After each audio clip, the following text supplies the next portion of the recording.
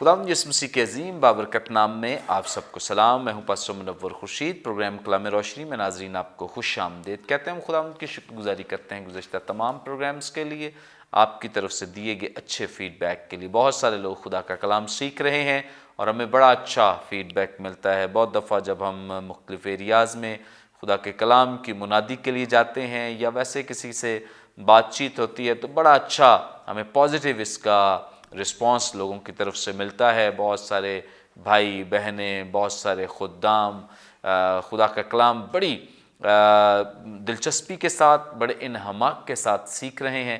اس کے لیے ہم خداوند کی بڑی شکر گزاری کرتے ہیں، اور ان میں سے بہت سارے خدام ہمارے لیے زیادہ خوشی کا باعث ہیں کہ وہ اس پیغام کو دوسروں کے ساتھ بھی شیئر کرتے ہیں.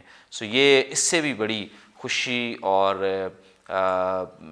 شادمانی کی بات ہے کہ بہت سارے لوگ جو ہیں نہ صرف سیکھ رہے ہیں بلکہ اوروں کو سکھانے کے بھی قابل ہو رہے ہیں. اس کے لیے ہم سارا جلال خداوند کو دیتے ہیں. ناظرین، آج اس پروگرام میں جن خدام نے ہمیں جوائن کیا ہے، مختصراً تعارف ان کا آپ کے ساتھ کرواتے چلیں. ہمیں جوائن کیا ہے پاسٹر عادل امین صاحب نے. بہت شکریہ پاسٹر. تھینک یو سو مچ. اور ان کے ساتھ ہمیں جوائن کیا ہے reverend Wasim Ullah Khokhar Sahab. Thank you sir. Thank you so much. ناظرین، اس سے پہلے کہ ہم آج کے متن کی تلاوت کریں، میں ریکویسٹ کروں گا ریورنڈ وسیم اللہ کھوکھر صاحب سے پلیز دعا میں رہنمائی کریں. آئیے ہم دعا کریں. بزرگ پیارے آسمانی باپ، ہم تیرا شکریہ ادا کرتے ہیں کہ تیرا کلام جو ہمارے قدموں کے لیے چراغ اور ہمارے راہ کے لیے روشنی ہے، تیرے قدموں میں بیٹھتے ہیں خداوند. جس طرح لازر کی بہن مریم نے ایک اچھے حصہ کا انتخاب کیا، ہم بھی آج تیرے قدموں میں بیٹھ کے خداوند ایک اچھے بکرے کے لیے تیرے سامنے چکے ہیں. تیری منت کرتے ہیں تیرے پاک روح کی مدد سے ہم سب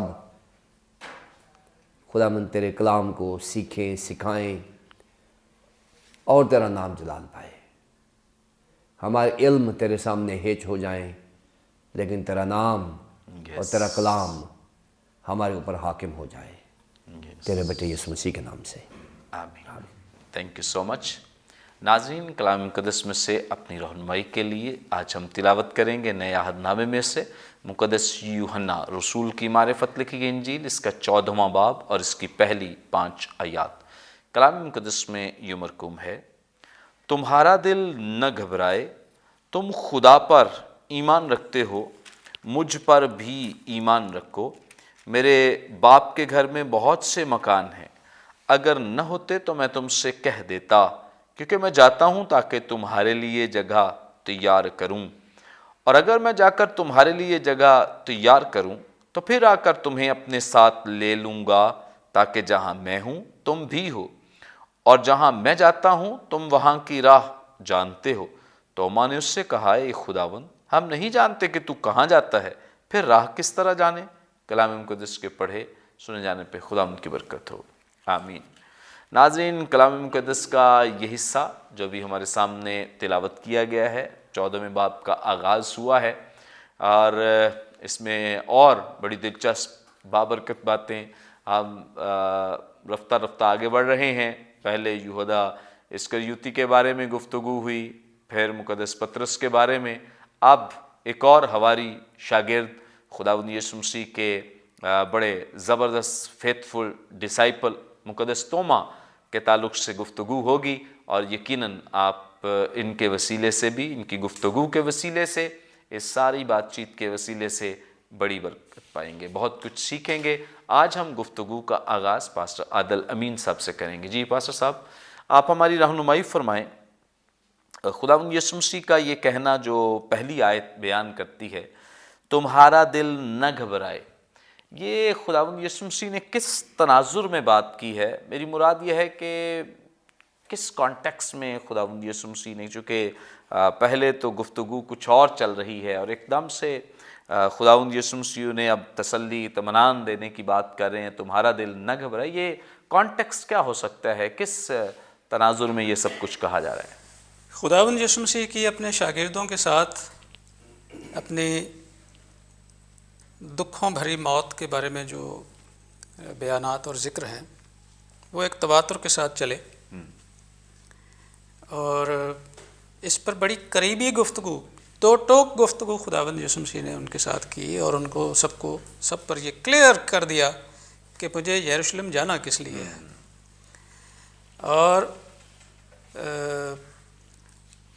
کوئی ایسی بات پوشیدہ نہیں تھی، لیکن ہمیں ان تمام مناظر کو مطالعہ کرنے کے بعد ایسا لگتا ہے کہ یہ سارے کے سارے شاگرد یسوع کی بات سن تو لیتے تھے، لیکن اندر سے ابھی تک یہ تیار نہیں تھے کہ یہ ہمارا خداوند، ہمارا مالک، ہمارا استاد جو ہے یہ مر جائے، اور کوئی ایسی بات جو اسے اور ہمیں جدا کر سکتی ہے.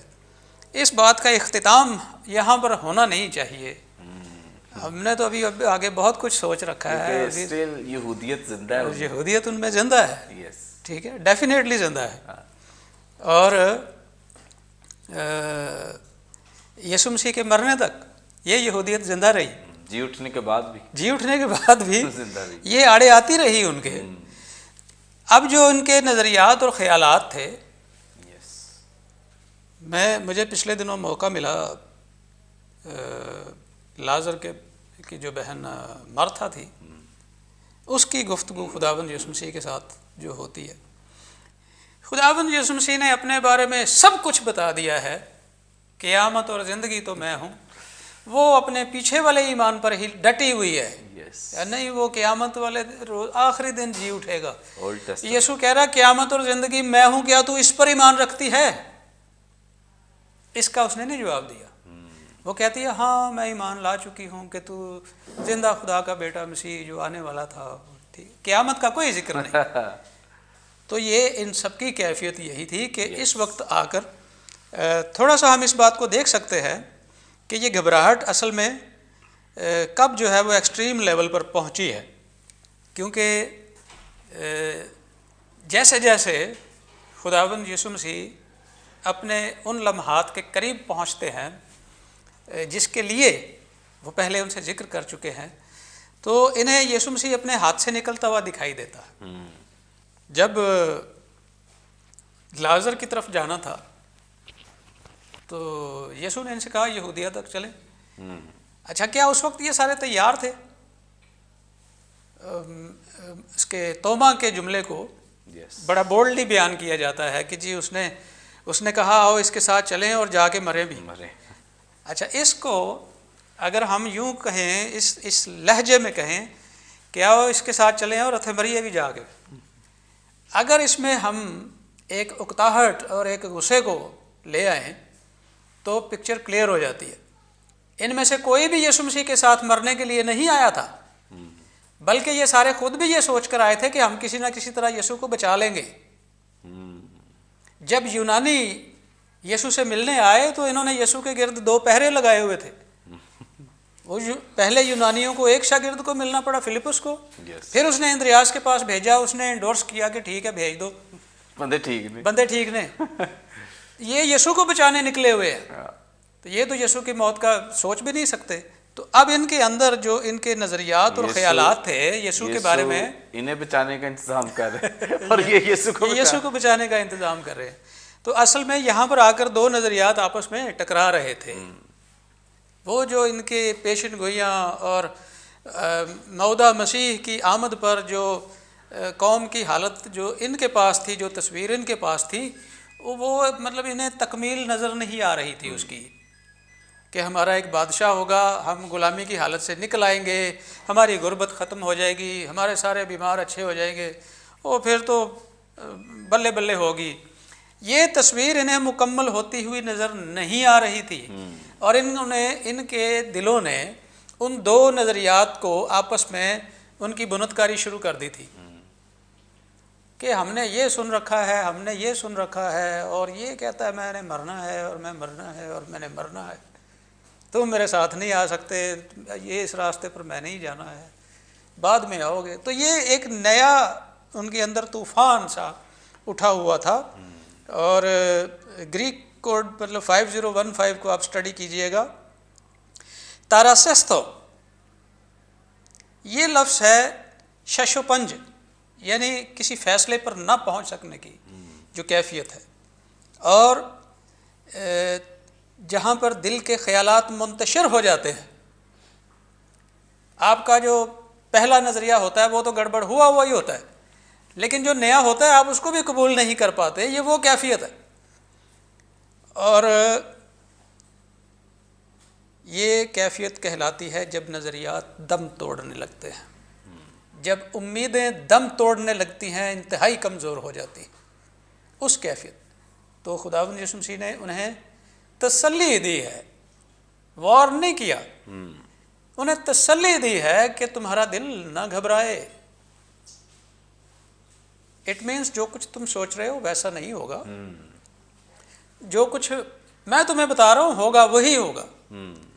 اور اگر میں بعد کی بات کرتا ہوں تو پھر اس بات پر بھی تو یقین رکھے نا، صرف موت پر ہی کیوں؟ یہ گھبراہٹ یسوع کی باتوں کے بعد ہی شاگردوں میں پیدا ہوئی تھی، لیکن شاگرد اس کو ہضم نہیں کر پا رہے تھے، اس ساری کیفیت کو۔ اور ایک کیفیت اس گھبراہٹ کی یہ تھی کہ وہ یہ سب چاہتے تھے کہ یسوع ہمیں قبول کر لے، لیکن وہ خود یسوع کو قبول کرنے کے لیے اس حالت میں تیار نہیں تھے۔ انہیں ایک بادشاہ چاہیے تھا جو ان کے سارے دکھوں کو دور کر دیتا، اور دوسرا یہ ہے کہ یسوع کیسے مر سکتا ہے، یہ تو ہمارا خداوند ہے، یہ تو آنے والا جو تھا، ہم نے اتنے صدیوں اس کا انتظار کیا ہے، اب یہ ہمارے درمیان ہے، ہم اسے ہاتھ سے جانے نہیں دیں گے۔ اور آپ کو حیرت ہوگی ان دنوں میں شاگردوں نے اپنی تلواریں تیز کرنا شروع کر دی تھی۔ تھینک یو سو مچ۔ بڑی بابرکت، زبردست، خوبصورت باتیں جو خداوند کے خادم نے ہمارے ساتھ شیئر کی ہیں، اور یقیناً خداوند یسوع مسیح جب ان سے گفتگو کر رہے ہیں اور مختلف اوقات میں خداوند یسوع مسیح ان پر اس بات کو اجاگر کرتے رہے ہیں کہ اسے یروشلم جانا ہے، تو ان کے بھی تاثرات آگے سے ملتے رہتے ہیں۔ جیسے مقدس پطرس کا تو واضح طور پہ لکھا ہے کہ اس نے کہا خدا نہ کرے کہ یہ وقت تجھ پر آئے، اور خداوند یسوع مسیح نے پھر اسے شیطان کہہ کر بھی، کیونکہ یہ صلیب تک پہنچنا یہ خداوند یسوع مسیح کا پلان منصوبہ ہے، لیکن صلیب تک نہ پہنچنے کا ابلیس کا پلان ہے، اور ابلیس کبھی نہیں چاہتا کہ خداوند یسوع مسیح صلیب تک پہنچیں۔ بڑی ایفرٹس، کوششیں کی، آپ کو یاد ہوگا خداوند یسوع مسیح کی پیدائش کے وقت اس نے بچوں کو قتل کرانے کے منصوبے میں خداوند یسوع مسیح کو مار دینے کی کوشش کی، پھر خداوند یسوع مسیح کی آزمائش کے وقت اسے گرا کر وہاں سے اپنے مقصد سے ہٹا دینے کی کوشش کی۔ بہت دفعہ اس نے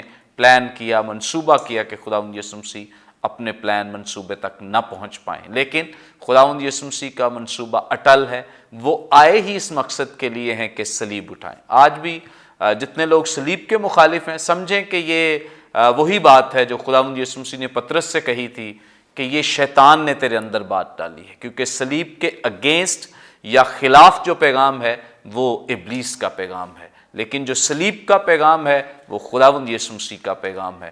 سو اس لیے جب یہ اس پیغام کو سنتے تو ان کے اندر حقیقت یہ ہے کہ وہ بہت گھبراتے اور اس کے لیے بڑے پریشان بھی تھے کہ خداوند یسوع مسیح کے پاس اتنا اختیار، اتھارٹی، اور پھر یہ مرنے کی بھی بات کرتا ہے، غیر قوموں کے حوالے جانے کی بھی بات کرتا ہے، اور الزامات کی بھی بات کرتا ہے، اس طرح سے مجھے زد و کوب کیا جائے گا، مارا جائے گا۔ تو اس لیے ان کے اندر بڑی تذبذب سی کسی سچویشن ہے، اور وہ فیصلہ نہیں کر پا رہے ہیں کہ کیا درست ہے کیا غلط ہے، ہم ٹھیک جا رہے ہیں یا نہیں جا رہے ہیں، کیونکہ بہت سارے یہودی جو لیڈرز تھے وہ بھی کنفیوز کرتے تھے کہ یہ درست بندہ نہیں ہے، یہ وہ مسیح نہیں، اگر وہ ہوتا تو اب تک یہ کیسر کو گریبان سے پکڑ کر اسے نیچے گرا چکا ہوتا، اس چیئر پہ خود بیٹھا ہوتا۔ لیکن مقدس یوحنا اصطباغی بھی آپ کو یاد ہے ایسی باتیں لوگوں کو بتا چکے تھے، تو بہت ساری چیزیں انہیں کنفیوز کر رہی تھی۔ آگے بڑھیں گے، بڑی زبردست گفتگو کی طرف ہم بڑھ رہے ہیں، اور گفتگو کریں گے ہم ریورنڈ وسیم اللہ کھوکھر صاحب سے۔ سر، آپ ہماری رہنمائی فرمائیں، جب خداوند یسوع مسیح نے کہتے ہیں کہ تمہارا دل نہ گھبرائے، آگے اگلا حصہ جو ہے کہ تم خدا پر ایمان رکھتے ہو، مجھ پر بھی ایمان رکھو۔ تو بطور یہودی تو خدا پر ایمان رکھنا ان کے مذہب کا، عقیدے کا مطلب یہ فنڈامنٹل ایک ایسپیکٹ ہے کہ وہ خدا پر ایمان رکھتے ہیں، اور اب انہیں جب خداوند یسوع مسیح کہہ رہے ہیں کہ تم خدا پر ایمان رکھتے ہو، مجھ پر بھی ایمان کیا یہاں خداوند یسوع مسیح براہ راست خدا ہونے کا دعویٰ نہیں کر رہے ہیں؟ شکریہ بھائی صاحب.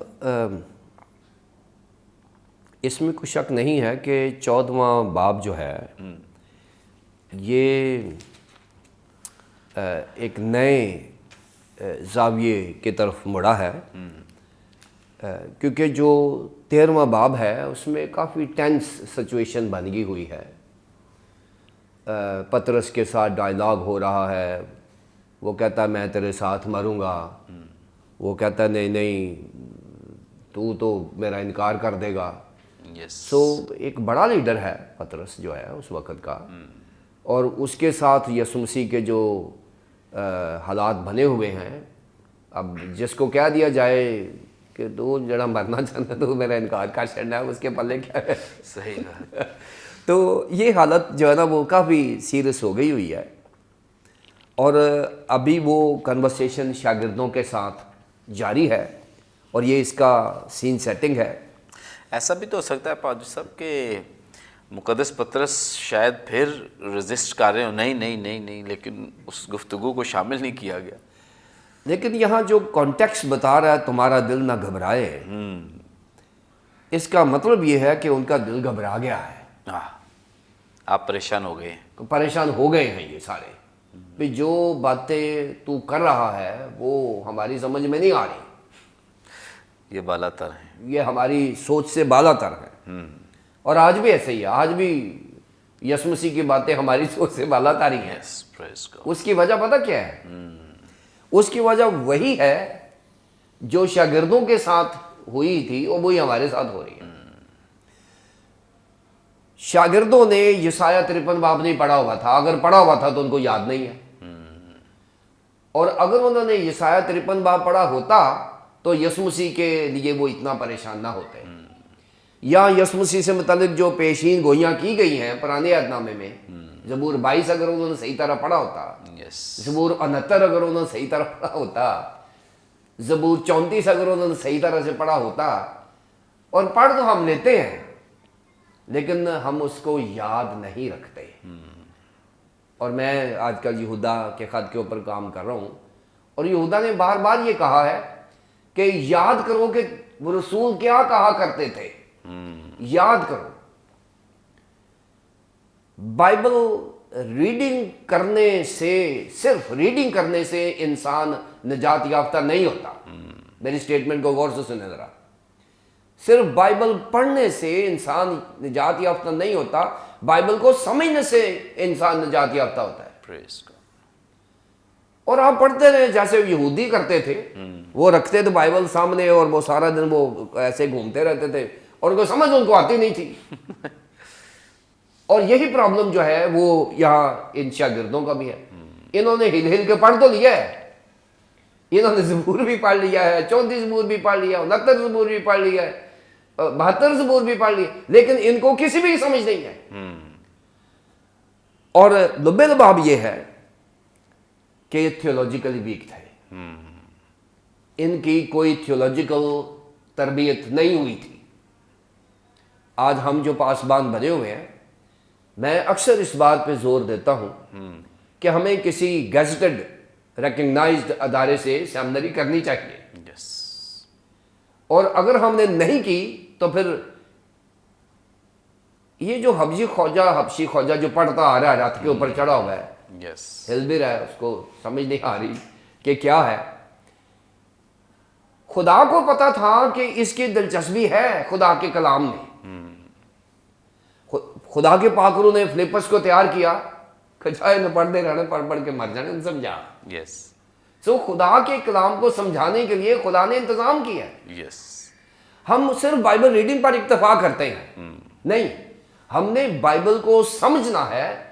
اور جو چیز سمجھی جائے گی ایسے ہی ہے، کسی فروٹ کو آپ نچوڑ کے اس کا رس نکال لیتے ہیں، وہ سمجھ آئے، وہ سمجھ ہوتی ہے اصل میں جو ہمارے ایمان کا حصہ بن جاتی ہے.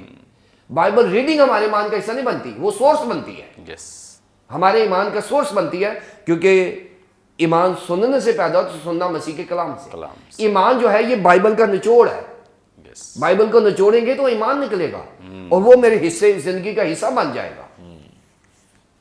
یہاں جو گریک کی جو اصطلاح استعمال ہوئی ہے تمہارا دل نہ گھبرائے، یہ ہے امپیریٹو سینٹنس ہے، یہ پریزنٹ امپیریٹو سینٹنس۔ امپیریٹو میں یہ ترجمہ نہیں کیا گیا کہ تمہارا دل نہ گھبرائے، اور یہ لکھا کہ set your heart at ease, set your heart ease, یہ کمفرٹیبل ماحول بنا دیا گیا ہے۔ یعنی ایک بندہ ہے، خدا نخواستہ کوئی عزیز اس سے جدا ہو جاتا ہے، مر جاتا ہے، تو اس کو اب تسلی دیتے ہیں، یہ صورتحال یہ بنی ہوئی ہے، ان کے ذہن میں کوئی چیز ختم ہو گئی ہے۔ یہ تو ایک استاد اپنے شاگردوں کو حکمیہ کہہ رہا ہے، حکم یہ کہہ رہا کہ گھبرانا نہیں، آہ، وہ والی بات نہیں ہے، گھبرانا نہیں۔ یسوع مسیح کہہ رہے ہیں، یہ یسوع مسیح کے الفاظ ہیں، یہ کسی پولیٹیکل لیڈر کے نہیں ہیں، یہ یسوع مسیح نے کہا ہے کہ گھبرانا نہیں، یس، اور ہم نہیں گھبراتے۔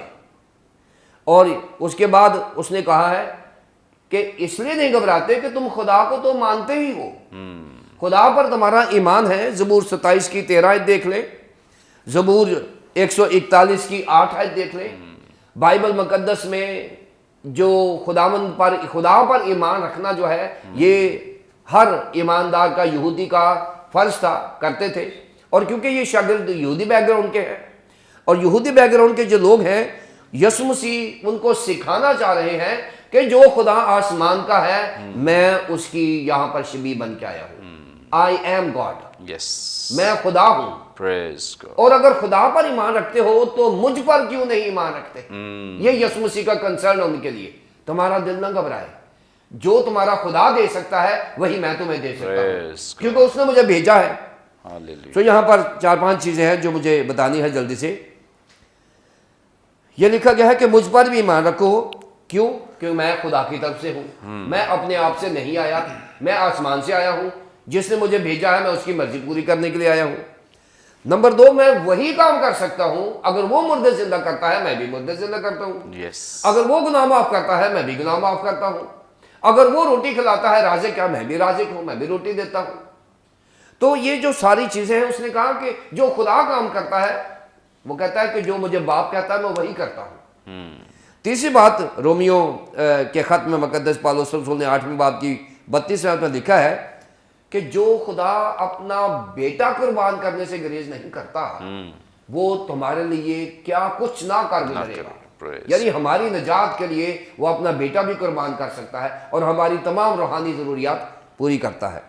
اور پھر خدا نے اپنے شاگردوں کو باور کرایا ہے، یقین دلایا ہے کہ میں بیٹے کے روپ میں خدا ہوں۔ Praise. یہ ایک لقب ہے، ڈیزگنیشن دیا بیٹے کا انہوں نے، اصل میں وہ خدا ہی ہے۔ سو جو چیز آج کی ضرورت ہے میری اور ہم سب کی، وہ ہے the right understanding of biblical theology۔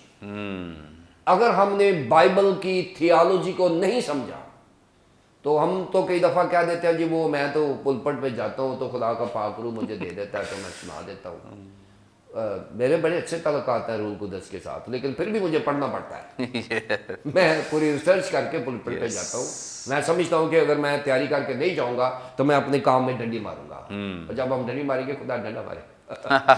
سو ہمیں خدا کے کام میں ڈنڈی نہیں مارنی، ہم نے خدا کے کام میں پوری تقویت کرنی ہے، Praise پورا زور لگانا ہے۔ تھینک یو سو مچ، بڑی خوبصورت بابرکت باتیں جو خدا ان کے خادم نے مرصد شیئر کی ہیں، اور یقیناً بہت ضروری ہے تمام بائبل مقدس کے ان سنجیدہ طالب علموں کے لیے، اور خاص طور پہ ان تمام لوگوں کے لیے جو خدام ہیں اور بائبل مقدس کی تعلیم دیتے ہیں، سکھاتے ہیں لوگوں کو۔ ہم سب کے لیے سیکھنا بہت ضروری ہے۔ سمجھ لیں کہ جب تک آپ سیکھیں گے نہیں، آپ سکھا نہیں سکتے ہیں۔ سو خدمت انسان کی تبھی ختم ہو جاتی ہے جب وہ سمجھتا ہے کہ اب اسے سیکھنے کی ضرورت نہیں ہے۔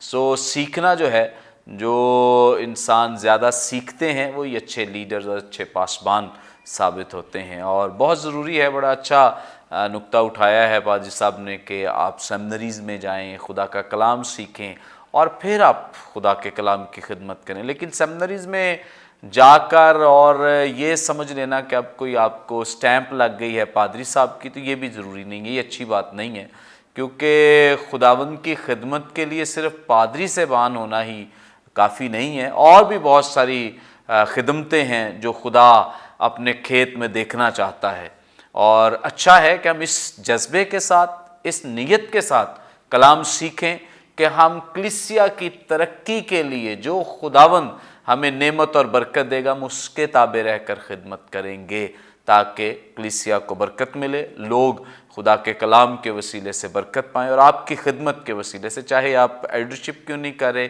ڈیکن کی خدمت کیوں نہیں کر رہے ہیں، مبشر کی خدمت کیوں نہیں کر رہے ہیں، یا چرواہے ہی کی خدمت کیوں نہیں کر رہے ہیں، کسی بھی خدمت پر آپ کو مامور کیا گیا ہے تو آپ اسی خدمت میں فیتھفل رہیں، وفادار رہیں۔ حساب اس کا نہیں ہونا کون پادری بنا اور کون نہیں بنا، حساب اس کا ہونا ہے کہ کیا خدمت ملی اور اس کے ساتھ کتنے وفادار رہے۔ سو اس بات کو ہمیشہ مد نظر رکھیں۔ ناظرین، یہاں پہ وقت ہوا ایک بریک کا، لیں گے ایک شارٹ بریک۔ ہمارے ساتھ رہیے، دیکھتے رہیے پروگرام کلام میں روشنی۔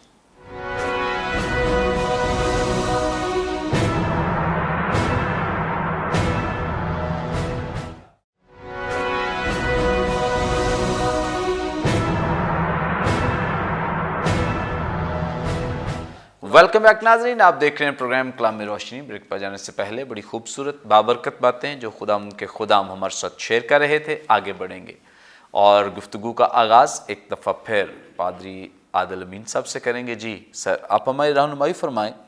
یہاں پہ جو دوسری آیت ہے، جب خداوند یسوع مسیح نے تسلی دے رہے ہیں، اطمینان دے رہے ہیں، اور دوسری آیت میں تسلی کی ایک وجہ بھی بیان کرتا ہے کہ میرے باپ کے گھر میں بہت سے مکان ہیں، اگر نہ ہوتے تو میں تم سے کہہ دیتا کیونکہ میں جاتا ہوں تاکہ تمہارے لیے جگہ تیار کروں۔ میں یہاں پہ ایک اکثر سوال کیا جاتا ہے مکان کے حوالے سے، ٹرانسلیشن کچھ ایسی ہے اور انگلش میں تو مینشنز بھی استعمال ہو، لیکن پھر بھی اچھا ترجمہ ہے مکان بھی۔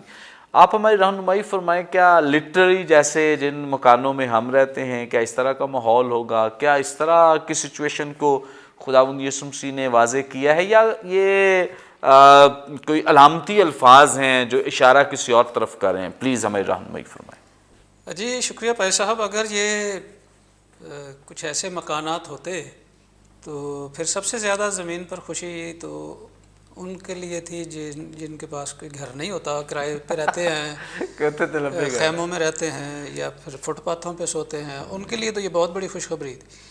لیکن ہم اس کا جو تھیولوجیکل اسپیکٹ ہے آج اس پر تھوڑا سا غور کریں گے، کیونکہ اس کے بغیر کام نہیں چلتا۔ خاص طور سے اس طرح کا جو مواد ہے ہمارے پاس اور اس طرح کی جو سٹیٹمنٹس ہیں ان کو ہم لفظی طور پر پڑھ کے تسکین نہیں پا سکتے، تھوڑا ہمیں گہرے میں جانے کی ضرورت ہوگی۔ تو اوئیکیا یعنی اس کا کوڈ ہے 6114 یونانی زبان میں۔ اس کو جب ہم اسٹڈی کرتے ہیں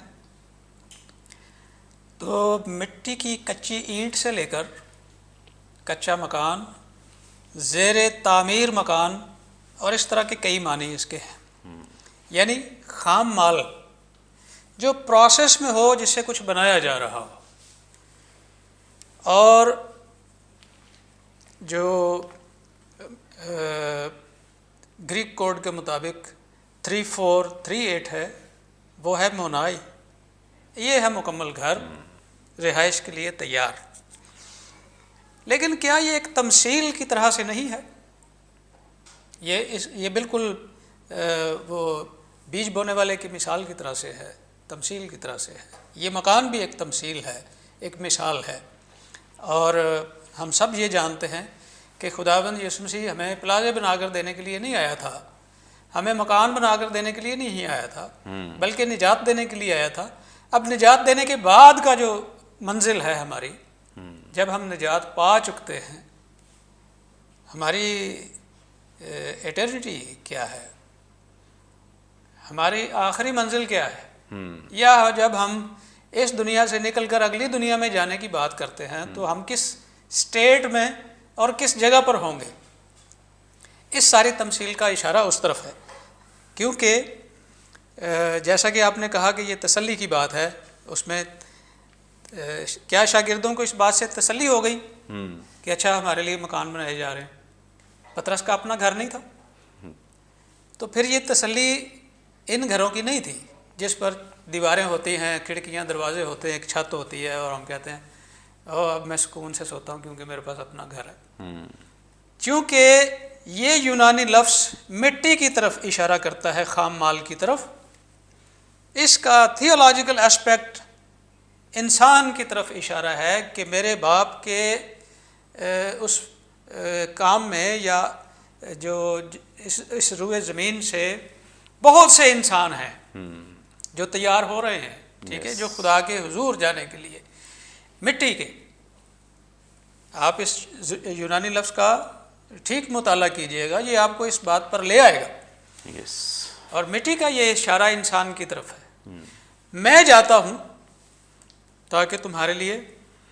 اب یہ جو جگہ تیار کرنا ہے، کیا کوئی خداوند یسوع مسیح نے وہاں پر جا کر کوئی اپنا زمین ہموار کرنی ہے اور وہاں پر اینٹیں لگانی ہیں؟ ایسی بات نہیں ہے. اس کا مطلب ہے گنجائش نکالنا. میں تمہارے لیے وہاں پر گنجائش میں نکالوں گا. جگہ تیار ہے، ہو رہی ہے تیار، پروسیس میں ہے، بہت سے لوگ ہیں، لیکن اس کو تیار کرنے کے لیے مجھے جانا ضرور ہے. اور صرف یہی نہیں کہ میں اسے بنانے کے لیے جا رہا ہوں، تسلی تو یہ ہے کہ میں آ کے پھر تمہیں ساتھ لے جاؤں گا، تاکہ جہاں میں ہوں وہاں تم بھی ہو. تو اسی بات سے تو وہ ڈر رہے تھے کہ یہ تھوڑے دنوں میں مر جائے گا، ہمارا کیا بنے گا. تو پھر یسوع نے کہا تمہارا دل نہ گھبرائے. اگر اس جدائی سے ڈر رہے ہو میرے ساتھ ہونے سے، تو پھر بات یہ ہے کہ بھائی اور بھی بہت سے انسان ہیں اور ان کے لیے بھی یہ کام کرنا ہے. تو میں جا رہا ہوں اس کام کے لیے، وہ جگہ تیار کرنے کے لیے، خدا کے حضور مقبول بنانے کے لیے، قابل قبول بنانے کے لیے تمہیں میں جا رہا ہوں. اور وہی تمہاری رہائش گاہ ہوگی پھر خدا کے پاس. پریز گاڈ. تھینک یو سو مچ. اسی لیے خدا کا کلام ہمیں رہنمائی کرتا ہے کہ ہمیں مسیح کے ہم میراث ٹھہرایا گیا، یعنی جو کچھ مسیح کا ہے وہ سب کچھ ایمانداروں کا ہے. جہاں مسیح ہے وہاں ہی اس کے ایماندار لوگ، راست باز لوگ جو ہیں اس کے ساتھ رہیں گے. یہ بہت بڑا پریولیج، آنر، استحقاق ہے. اور وہاں پر جو ہمارے رہنے کی جگہ ہے ایمانداروں کی، کلیسیا کی، چرچ کی، وہاں پہ صرف اور صرف خدا کا جلال ہے، قدوسیت ہے، پاکیزگی ہے. وہاں پر کوئی ایسا ماحول دنیا داری والا نہیں ہے کہ آپ کو جو خواہش کریں گے وہاں پہ ملے گا. وہاں پہ ہماری خواہشیں ہی ایسی نہیں ہوں گی، کیونکہ جب ہم جلالی ہو جائیں گے تو ہماری سوچ بھی جلالی، ہمارے بدن بھی جلالی، اور وہاں پر صرف اور صرف خدا کا جلال اور اس کی حضوری اور اس کا مسا ہوگا جہاں پر ہم رہیں گے. آگے بڑھیں گے اور ریورنڈ وسیم اللہ کھوکھر صاحب سے جانیں گے. سر، آپ ہماری رہنمائی فرمائیں. خداوند یسوع مسیح نے فرمایا ہے کہ میرے باپ کے گھر میں بہت سے مکان ہیں، اگر نہ ہوتے تو میں تم سے کہہ دیتا، کیونکہ میں جاتا ہوں تاکہ تمہارے لیے جگہ تیار کروں. یہ بڑا تھیولوجیکل سا پوائنٹ ہے جس پہ میں چاہتا ہوں کہ آپ ضرور اپنی رائے دیں. کیونکہ میں جاتا ہوں تاکہ تمہارے لیے جگہ تیار کروں. کیا ایمان لانے سے کنفرم نہیں ہے ان کی جگہ کہ خداوند یسوع مسیح نے کہا میں جاتا ہوں تاکہ تمہارے لیے جگہ تیار کروں؟ اس پہ ذرا آپ پلیز روشنی ڈال دیں. شکریہ بھائی صاحب. اس جگہ پہ بہت سارے تراجم ہیں اس آیت کے. ایک بائبل کا ہی لطیفہ ایک بنتا ہے کہ ایک پادری صاحب ہیں تو وہ ایک ترجمہ کرتے تھے. جب یہ آیت کو کرتے تھے کہ خدا نے جو ہے ہمارے لیے مینشنز تیار کی ہیں، یہ جگہ کے لیے مینشنز کا لفظ استعمال ہوا ہے. اور جو مینشنز ہیں یہ 2-4 کنال کا یا 10 کنال کا گھر ہوتا ہے، بیچ میں ڈرائنگ روم اور پول اور ہر چیز ہوتی ہے، جو باغ بھی ہوتا ہے. تو مینشنز اس کو کہتے ہیں. اس میں چاہے ایک ہی بندہ رہتا ہو تو مینشنز ہیں. اور یہ چرچ کا جو پاسبان ہے وہ کیا کرتا، تو لوگ بڑے خوش تھے کہ اوپر جا کے تو بلے بلے ہماری وہ ہو جانا ہے. تو وہ پادری صاحب چلے گئے اور جو اگلا پادری آیا ٹرانسفر ہو کر وہ ایونجیلیکل تھا. اور ایونجیلیکلز نے جو ترجمہ تھا اس نے کہہ دیا کہ God has promised many rooms for us. اب وہ جو بزرگ عورت تھی وہ تو بہت ناراض ہوئی, کہتی کہ میرا پچھلا پادری مینشنز کی بات کر رہا تھا, اب تو آگے رومز کی بات چھوٹا کرتا چھوٹا کر دیتا ہے. کیونکہ ایونجیلیکلز کا جو کانسیپٹ ہے وہ فیلوشپ کا کانسیپٹ ہے, اس میں تنہائی کا کانسیپٹ نہیں ہے کہ آپ بہت بڑے گھر میں رہیں, باغ بھی ہو, اکیلے اکیلے ہی رہیں. یہ ایک کانسیپٹ تھا وہاں اوپر.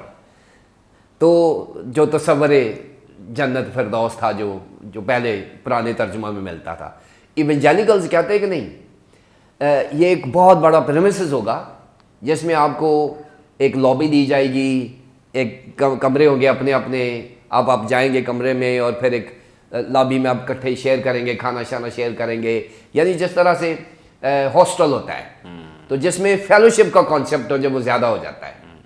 تو وہ بزرگ عورت بڑی ناراض ہوئی, کہتے ہیں I don't want to live in rooms, I want to live in mentions.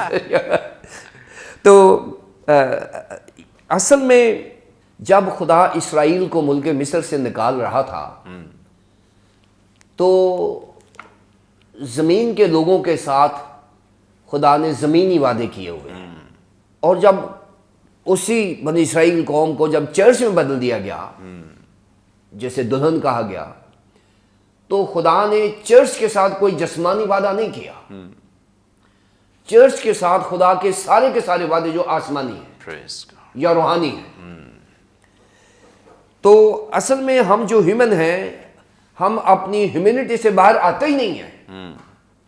ہماری سوچ جو ہے وہ نفسانی سی ہے, جسمانی سی ہے. ہم وہی سوچتے ہیں جو ہم سوچ سکتے ہیں. We don't think beyond our thinking. ہم اپنی سوچ سے بیونڈ نہیں سوچ سکتے. روحانیت اس کو کہتے ہیں جب ہم اپنی سوچ سے بیونڈ چلے جاتے ہیں, سوچ سے بالا تر چلے جاتے ہیں, تو پھر ہم جا کے, اس لیے یسوع مسیح نے کہا کہ میرے پیچھے آنا تو پہلے اپنی سوچ کا انکار کریں. میری سوچ کے پیچھے آئیں, اپنی خود ہی کا انکار کریں. خود ہی کیا ہے, میری سوچ ہے, میرا کریکٹر ہے, میری بلے بلے ہے. تو یسوع مسیح نے کہا نہیں, میرے پیچھے آنا ہے تو اپنی سوچ کا انکار کر, پھر میرے پیچھے آ. میری سوچ جب تیری سوچ بن جائے گی, that will be spiritual promise.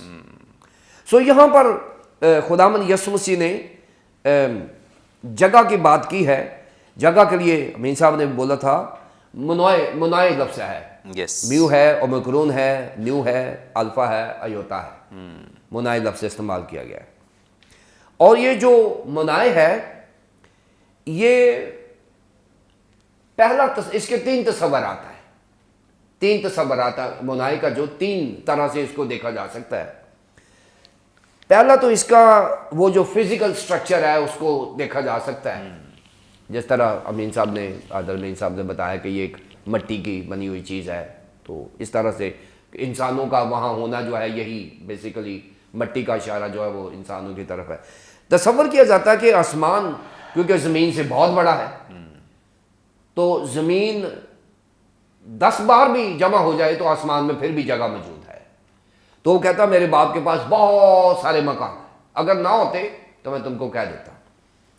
تو یہاں ایک تصور, پہلا تصور یہ ہے کہ آسمان کیونکہ وسیع اور عریض ہے, وہاں پر خدا کے پاس اتنی جگہ ہے کہ وہاں آپ کو وہ اکوموڈیٹ کر سکتا ہے. پہلا کانسیپٹ تو یہ ہے. دوسرا کانسیپٹ اگر آپ چلے جائیں مرکز کی انجیل کے 13ویں باب کی 8ویں آیت میں سے لیا گیا ہے, اور یہ جو تصور ہے یہ لیا گیا ہے کہ وہاں پر بھی ایمانداروں کے درجات ہیں. یعنی جب خدا بیج بونے کی بات کرتا ہے, خدا یسوع مسیح نے تمثیل دی ہے, تو اچھی زمین ساری اچھی نہیں تھی. اچھی زمین میں بھی درجات تھے. یعنی جس کو کہا گیا اور وہ اچھی زمین پر گرا, اور وہ اچھی زمین کو پھر سیگریگیٹ کر دیا گیا ہے. اچھی زمین کو کہا گیا جو اچھی زمین تھی اس میں سے 30% نکلا, جو اچھی زمین تھی اس میں سے 60% نکلا, اور جو اچھی زمین تھی اس میں 100% نکلا. اب یہاں سے ایک نیا تصور پیدا ہو گیا ہے کہ زمین پر جو ایماندار ہیں وہ اچھے ہیں, سارے کے سارے اچھے ہیں, لیکن ان کی پاکیزگی کا معیار کسی کا 30% ہوگا, کسی کا 60% ہوگا. جو ییلڈنگ ہوگی اس کی جو پیداوار ہوگی اس کے مطابق اس کو وہاں اکوموڈیٹ کیا جائے گا. یہ ایک تصور ہے. یس. تو یہ اس کے درجات ہیں. اور ابتدائی کلیسیا میں جو ہمارے ابتدائی بزرگ ہیں وہ اس فلسفے کو, اس تصور کو مانتے رہے ہیں. یعنی میں نام لینا چاہوں گا, الیگزینڈریا کا کلیمنٹ ہے, ارینیس ہے اور وین ہے.